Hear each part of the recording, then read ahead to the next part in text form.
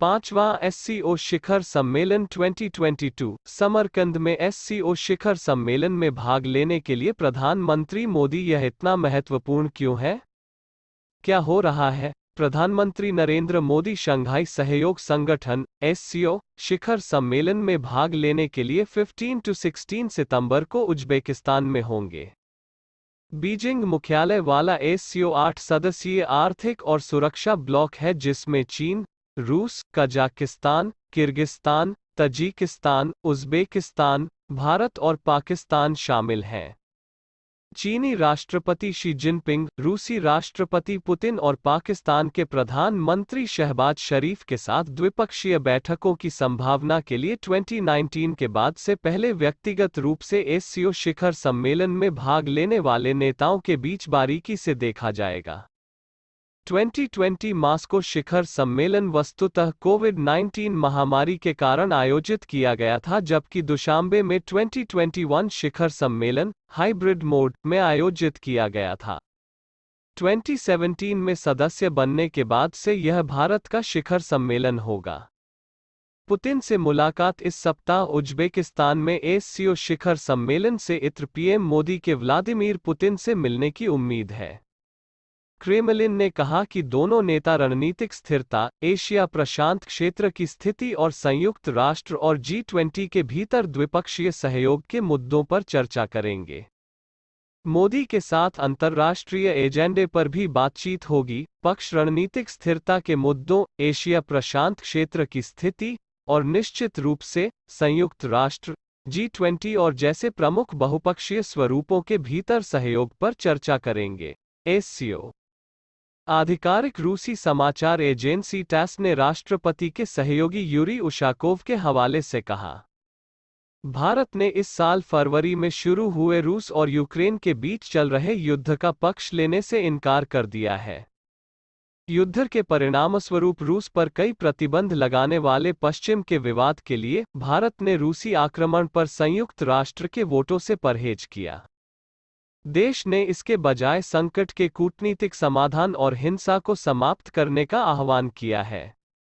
बढ़ता व्यापार इस बीच रूस और भारत के बीच व्यापार का कारोबार बढ़ रहा है। 2022 के पहले 6 महीनों में यह आंकड़ा $11.5 बिलियन तक पहुंच गया, जो साल दर साल लगभग 120% है।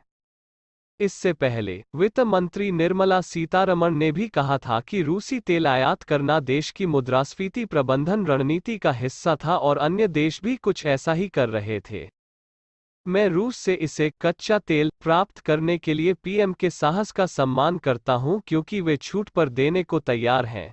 हमारे पूरे आयात में 2% रूसी घटक था, इसे एक जोड़े के भीतर 12 से 13% तक बढ़ा दिया गया था।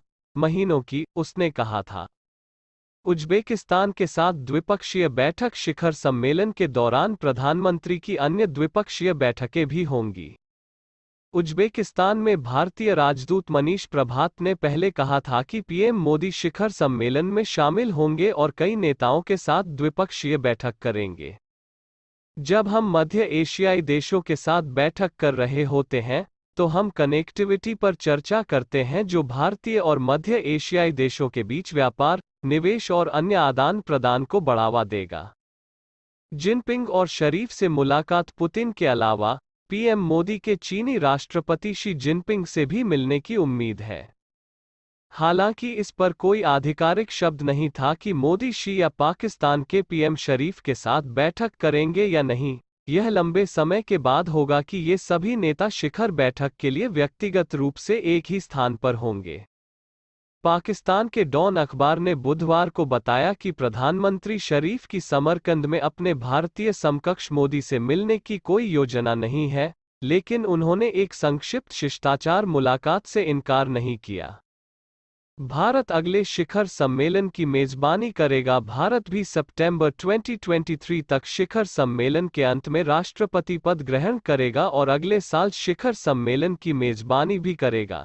इसके अलावा भारत 1 दिसंबर 2022 से शुरू होने वाले एक वर्ष के लिए G20 की अध्यक्षता भी ग्रहण करेगा और राष्ट्रपति कार्यकाल के दौरान देश भर में 200 से अधिक बैठकों की मेजबानी करने की उम्मीद है।